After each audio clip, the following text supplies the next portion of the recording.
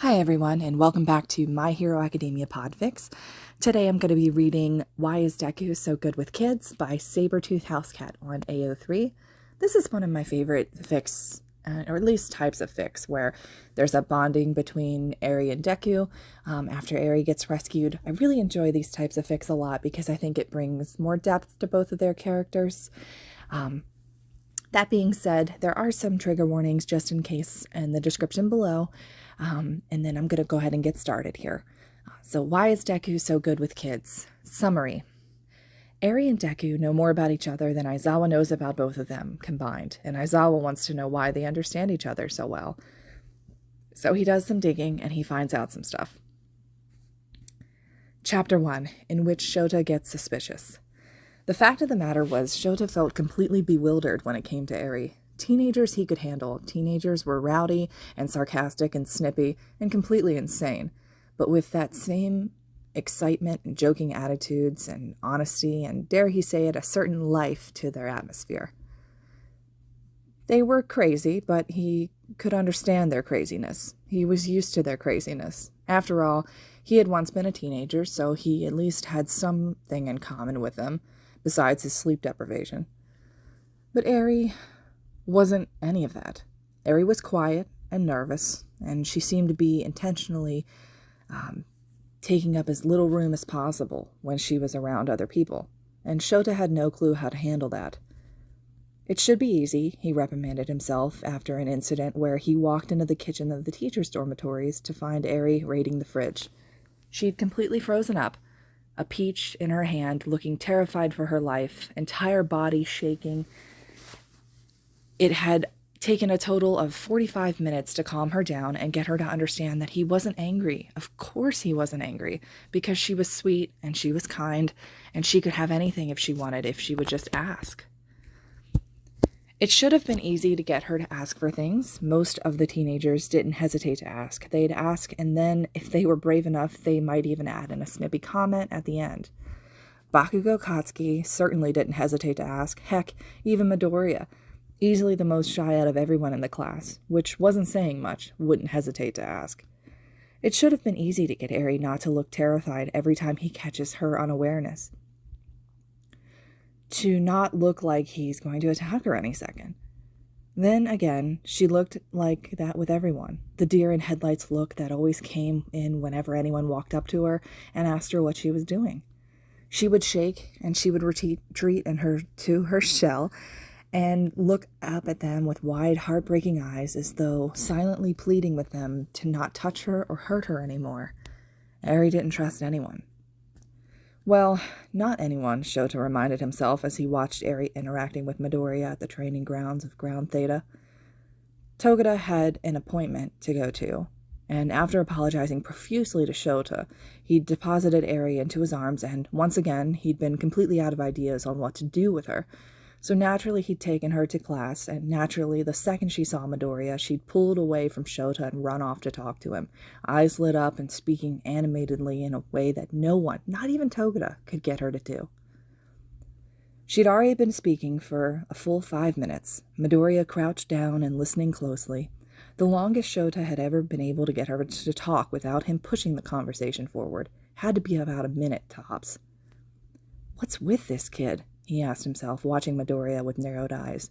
Why is he so goddamn good with kids? Midoriya flashed a smile at Eri and started talking back, hands waving animatedly around as he spoke. She listened closely, nodding excitedly a few times. Shota sighed miserably. The two of them were completely on the same wavelength. They probably could have conversations without even talking at this point. Todoroki walked up to them, nudging Midoriya on the shoulder and smiling nervously down at Eri, who practically barreled into Todoroki's left leg, wrapping her arms around it tightly. She continued her talking, glancing up at Todoroki a couple of times. Her nervousness was still there with him, but it was significantly less than it was with most of the teachers, and certainly less than it was with Shota. Shota scowled, feeling an unfamiliar ping of jealousy hit his heart. Eri was making friends, and Shota was not one of them. How is Problem Child one of her friends and not me? I spend literally every day with her. Eri detached herself from Todoroki's leg and seized Midoriya's hand as he stood up, dragging him with her towards Shota. And it tasted even better than apples, Shota heard her saying as they walked into earshot. Some of it sweet, but also... She struggled with words for a second. Salty? Midoriya suggested, after her silence had gone on for too long. Stopping in her tracks, she shook her head, lips pursed together. She frowned, looking hard at the ground. Sore? She said, words failing awkwardly in her mouth. Eyes lighting up in understanding, Midoriya nodded. Sour? Face brightening again, Eri nodded enthusiastically. Sweet and sour at the same time, she squealed, pulling him towards Shota again. Like less sweet apples, like somewhere between that disgusting lemon thing and apples, but closer to the apple and very wet. Shota's eyebrows shot up. Eri had just called something disgusting. That was a leap. Midoriya laughed. Yeah, you didn't like the lemon.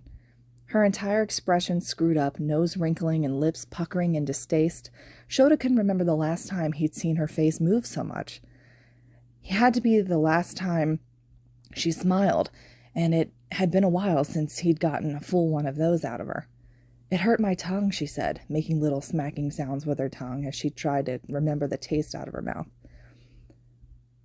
They'd made it to Shota now, and Eri turned her attention from Midoriya to look brightly up at Shota. Aizawa-sensei, she said almost pleadingly, dragging out the last syllable and using one hand to clutch onto his pant leg. So not only did Midoriya make her like him, he also magically made her fearless. What was that thing we had the other day, she asked, licking her lips in the remembered taste. It was sweet, but also kind of sour, and it was, wet? Shota frowned, racking his memory. Sweet and sour and wet. What? Lemonade, he suggested, after a moment of deep thought. They'd tried lemonade for the first time 2 days ago. Eri had been suspicious at first, but then she'd tried it, and she'd fallen in love immediately. It was the cutest thing Shota had ever seen, and he'd kept suggesting that they try it again, to her immense delight. Eri's entire expression relaxed, and she released his leg. Lemonade, she repeated, turning back to Midoriya with a reverent expression. It even had lemons in it, so I thought it wasn't going to be good, and then it was. Midoriya nodded sagely. Lemonade is very good. Do you think you can make lemonade too, Deku-kun? She asked him, raising her arms up as if she wanted him to pick her up. Midoriya had to have noticed it. He had to have noticed how she very, very clearly wanted to clamber up onto him, so he must have been ignoring her, because he crossed his arms tightly around his waist and said, I think we both can make it together, if it's okay with Aizawa-sensei. I can make it too, Eri squealed, arms going up a little higher, so obviously asking to be picked up, that it almost made Shota's heart hurt. If Eri had been doing that to him, he would have picked her up in a second. Of course, Midoriya said brightly. Thanks for asking, he said the last word with a little bit of a punch, giving her a meaningful look with one eyebrow raised. Remember, if you want anything from me, Eri, can you ask for it? It helps me when you ask. Eri's arms flopped back down to her side and she bit her lip. Do you think you could pick me up, Deku-kun? She asked meekly, looking at his legs. I would love to pick you up, Midoriya said immediately, grinning brightly, before scooping her up in his arms and burying his face playfully into her waist. She giggled, patting him gently on the head. Thank you very much for asking me, he added, face emerging. Thank you very much for picking me up, Eri responded immediately. She wriggled around a little in his arms. Would it be okay if I went on your back instead, though? Shota scowled as Midoriya complied, thanking Eri yet again for asking. It was really cute, though, Shota had to admit, as Eri started pouring out thank yous to Midoriya from his back a moment later, thanking him for things that had happened days before even. Grinning at Shota, Midoriya just said, You're very welcome, Eri. Looking away from the two of them, Shota looked over his herd of students, flock of students, gaggle of students, murder of students, whatever they are. Bakugo was arguing with Kirishima about something, looking full of rage as always. Uraraka, Asui, and Ito were engaging in a very animated conversation with Kaminari and Jiro, all of them laughing and talking over each other. All of the students were in little groups, bunched up and talking relaxedly, while they waited for Shota to stop being jealous about Eri and start class already. Well, almost all of them. Todoroki was standing awkwardly off to the side, as though he didn't know exactly where he could fit into conversations. His usual stoic expression was looking full of something a little closer to yearning, and he clearly wanted in on this whole teenage friendship thing. Shota could understand that, he really could, but he just couldn't step in and tell Todoroki to just butt in someplace, because then that wouldn't allow Todoroki to learn. Deku-kun, Eri said gravely from Midoriya's back. Shota's attention snapped back to the little girl as she spoke, interested to hear what she had to say in that tone. Her eyes were fixed on the students. "Can you put me back down?" The lonely boy's alone again. So Eri noticed too then. Shota had to admit, Eri's people skills and ability to understand others were incredible. "Todoroki-kun," Midoriya reminded her gently as he crouched down and let her clamber off his back. "I forgot his name," Eri said, blushing a little. "That's okay, Eri-chan," Midoriya answered encouragingly. "That happens to everyone."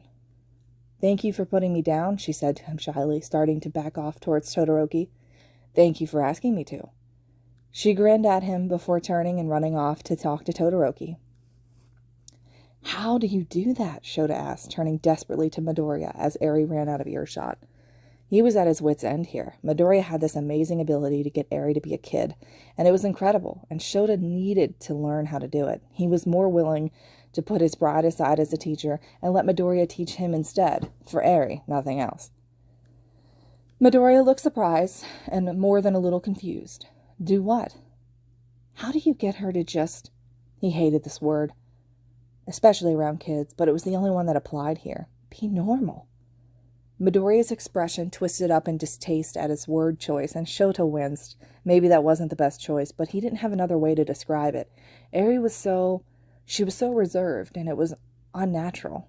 "Well, first of all," Midoriya said in an almost scolding tone, which was brave for Midoriya, "she's not becoming normal. She's starting to let herself be a kid. There's a difference." Shota almost took a step away from the kid. It had been a while since he'd seen Midoriya look this close to getting pissed off. Getting annoyed to the point of talking back to a teacher was rare for Midoriya. He was usually polite, all head ducks and apologies. Shota realized suddenly that he might have touched a nerve. She's not ever going to be normal," Midoriya continued, glaring slightly at Shota. "She's not a normal kid. She doesn't have normal circumstances, and if you're expecting her to just wake up one day and be normal, whatever that even is, then you've got a lot of unpacking to do, because it's not gonna happen ever." His tone was extremely sharp, and Shota had to keep himself from wincing again. "I'm aware of that," he said stiffly. "That wasn't the right word choice. I apologize." Midoriya's expression evened out again, and he looked thoughtful over at Eri. "So if you're asking about how I get her to be a kid," his gaze shifted back to Shota, and he shrugged. "I just listen to her when she talks." "But she never talks to me," Shota said, exasperation coming through his tone. One of Midoriya's hands thoughtfully drifted up to rest on his chin. "I do have a theory on that," he said slowly. Interested, Shota leaned in a little. "I think that Eri is very quick to pick up on signals from people." He nodded at Eri, who was talking to Todoroki, clinging to his side from his hip. Like that. She saw that he needed someone to talk to and just acted on it without thinking.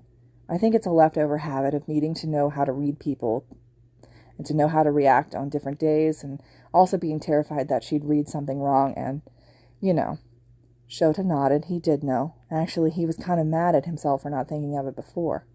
"So, when you, no offense," Midoriya said hastily, shooting Shota a nervous look before going on. "When you grade papers and stuff, or are just not really doing anything, you can be a little hostile?" He was wincing as he finished, trying not to offend. "And so she stays quiet because you want some quiet." Dropping off into thought for a moment, Shota nodded. It was true, he did like quiet when he was grading, or really any time, and since he didn't get a lot of quiet during the school day between the crazy teenagers and Hizashi, he tended to want everything after school to be as quiet and slow as possible, which Eri was doing. He had been subconsciously sending messages that he wanted Eri to be quiet and small. If he had, it was purely unintentional, but now he was feeling guilty. "So I need to act like I want her to be louder, send out a different..." "Oh no, I wouldn't do that," Midoriya said, looking alarmed. "Why?" Shota groaned, annoyed that everything he tried wasn't right when it came to Eri. It was Midoriya's turn to look exasperated. "Because she'll pick up on it, and she'll be afraid she's doing something wrong." Shota scowled, well aware that he was starting to sound whiny. "But then what am I supposed to do?" Just talk to her, Midoriya said, like it was the most obvious thing in the world. Set time aside and talk to her, and get to know her. Ask her a million questions and find the one that sparks the most interest, and then remember it. Find her passions and then set her off. You'll know when she gets excited about something. She tends to wiggle a little and her speech speeds up. And then tell her about stuff that you like too. It can't just be one-sided. She only has so much that she can give without getting anything back. Shota was gaping at Midoriya like a dead fish. That was incredibly obvious, and yet Shota had been doing none of these things. He'd sort of just been waiting for Eri to start to feel comfortable instead of actively trying to make her feel comfortable, and that wasn't fair. Now, not to be rude, Midoriya said, giving Shota another sharp look, but I really wanted to test out some stuff with my quirk today, and instead you're using valuable class time to complain about your issues with Eri, who probably shouldn't be in training ground full of unstable teenagers anyway. We can have this talk some other time when the rest of the class isn't sending us nosy looks. He pointed over at the crowd of students, and Aizawa suddenly noticed that indeed a lot of them were giving curious glances. Right, Shota said, going back into teacher mode. All right, everyone, he said to the class, walking past Midoriya, who looked the closest to rolling his eyes that Shota had ever seen him. Let's get started. As class went on, Shota spent equal amounts of time watching Eri, who was spending her time cheering on Midoriya and Todoroki, and contemplating Midoriya, who Shota was suddenly realizing had a lot more to him than he let on. His careful analysis of Eri's behavior, where had that even come from? It was almost like Midoriya used every second he'd ever had with Eri, studying her every move until he could read her just as well as she could read the adults around her. The most bewildering part about it is that Shota honestly hadn't noticed. He'd known the kid was observant, sure, but he never realized to the degree which that was true. Midoriya was only able to realize what Eri needed because Midoriya was just like her. He'd also read too much into people, and now that Shota had realized it, he felt stupid for not realizing it before. Midoriya was observant and extremely empathetic. And with this realization, the thought popped into Shota's mind that if Eri had gotten the habit from years of Chisaki-induced pain, then where on earth had Problem Child gotten it from? Class ended, and Shota caught Midoriya by the arm as Midoriya tried to walk past, flexing out his fingers. Midoriya gave him an inquisitive look, eyes glancing over to Eri before returning to rest on Shota's face. "Where did you learn it?" Shota asked him quietly. Midoriya didn't need him to clarify more. His walls, which had been down for months, shot straight up, and his expression tightened. "I don't know what you're talking about," Midoriya said, voice shaking a little as he pulled his arm away from Shota and ran his hands through his hair, rushing after his friends. Shota watched him go, sighing heavily. He felt a hand on his pant leg, and he looked down to see Eri frowning after Deku, looking lost in thought. A moment later, she looked up at him, expression brightening up. So, just talk to her. He could do that. All right, everyone, that concludes Chapter 1, Part 1 of Why is Deku So Good with Kids? I really, really love this fic. There's 8 chapters in this one total, so I'll be breaking this up into 8 different parts, most likely, depending on the chapter sizes. I may combine some. But as of right now, we're looking at about 8 different ones. I hope you guys enjoyed this one just like I do. I think it's really great, showing some insight into Deku and Eri. Again, I'll be posting the second part of this as soon as possible. But as always, make sure you guys leave comments if you have any suggestions for other fics that you want to hear. Always looking for new ideas and new things to read. So I appreciate your guys' feedback. Thanks.